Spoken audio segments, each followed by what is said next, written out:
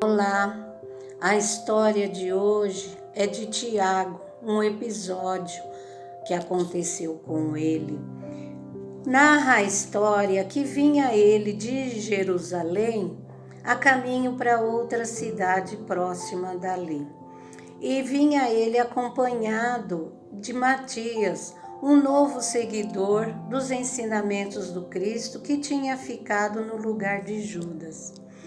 E passando eles pela estrada, viram um lugar muito bonito, com árvores bonitas, plantas bonitas, num pequeno morro, e se dirigiram até lá. E aí Tiago, vendo aquele lugar bonito, se lembrou da noite que o Cristo fez a sua palestra de caridade, de amor ao próximo, e logo após foi preso. Foi preso pelos soldados que vieram com tochas e espadas nas mãos, e atrás Judas, que deu o beijo para mostrar a quem que eles deveriam prender. E assim Tiago começou a contar a Matias, com revolta no coração, o acontecimento daquela noite. Que Judas tinha sido um traidor, que não merecia de ser chamado de seguidor do Cristo, que embora Pedro o defendia, dizendo que ele não tinha essa intenção, Tiago não concordava, que ele era realmente um traidor vil, um traidor que não merecia perdão, que a vontade, que o objetivo dele sempre no grupo foi de tomar a frente, de se ficar sendo líder do grupo, ficar próximo dos romanos, dos dominadores da Roma naquela ocasião, que ele queria ficar ao lado dos sacerdotes, ter a simpatia dos sacerdotes, na verdade, e no futuro inaugurar uma agremiação financeira para que pudesse, com os ensinamentos do Cristo, ter rendas para que ele pudesse se ficar poderoso e grande. Pedro dizia a eles, para todos eles, que essa não era a intenção dele, que a intenção dele era ajudar, propagar os ensinamentos do Cristo, e não contava com aquele desfecho que aconteceu, que ele viu Pedro viu Judas em prantos, chorando de arrependimento pelo que ele tinha feito, pelo que aconteceu depois do que ele entregou Jesus aos soldados. Tiago disse para Matias: eu não concordo, eu ouço que Pedro diz, mas eu não concordo. Matias falou então: eu também acho que ele foi muito vil fazendo isso. O mestre não merecia isso. E você, viu ele depois desse ato que ele fez, esse ato terrível? Tiago respondeu: não o vi. E se tivesse visto, não sei se seria fraterno, se diria alguma coisa para ele de bom, de caridoso. Ele se perdeu na sua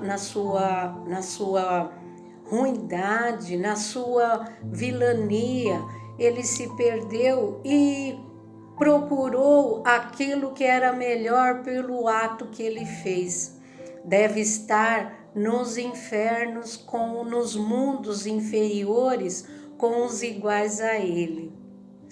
E aí Matias perguntou a Tiago: e os familiares dele sabiam desse ato? Concordaram com esse ato? Tiago ia responder quando viu uma luz adiante na estrada onde eles tinham saído. Ele perguntou: você está vendo aquela luz? Perguntou para Matias. Você está vendo aquela luz? O que é aquela? O que significa aquilo? Matias respondeu a ele: sim, estou vendo. E aí foram a caminho da estrada onde estava aquela luz. E foram se aproximando dessa luz, e Tiago percebeu que essa luz era a roupa de uma pessoa que brilhava tanto que se não dava para ver que era uma vestimenta de tão brilhante que estava. E quando chegou mais próximo, percebeu que era o Cristo, o próprio Cristo que estava ali na sua grandeza.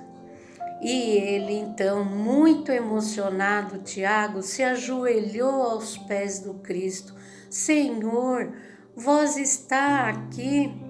Jesus, com um olhar manso, olhou a ele e pôs a mão na sua cabeça serenamente. Tiago disse então: Mestre, se vós quiser, eu volto a Jerusalém e vou passar a sua mensagem. Se for para te acompanhar, eu irei para lá, voltarei para a cidade e vamos fazer a novidade, vamos passar às pessoas a boa nova. Cristo olhou doce e mansamente, mas firme para Tiago e disse: Não, Tiago, não irei. Estou indo a caminho para outra excursão, para outra missão. Irei à procura de Judas para socorrê-lo na sua necessidade. Tiago, então, chorou de emoção e o Cristo pôs a mão, acariciou a sua cabeça e deixou-o ali e seguiu o seu caminho com firmeza e com mansidão. Tiago, então, naquela noite começou a escrever a sua história do Evangelho, que ficaram famosas sobre a língua, sobre o que nós devemos fazer ou o que nós não devemos fazer com o que nós falamos e o que deixamos de falar. Na Bíblia está esses ensinamentos de Tiago, do capítulo 3, e uns versículos em seguinte, ficaram muito famosos isso, por conta desse acontecimento.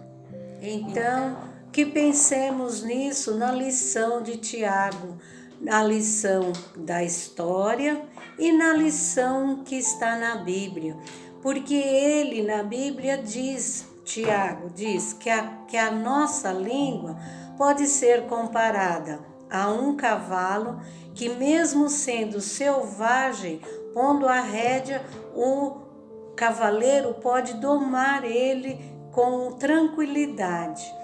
E o navio também, ele comparou a um navio, que um navio, os ventos podem levar a pedras, a penhascos, onde ele pode se quebrar todo, mas um simples leme,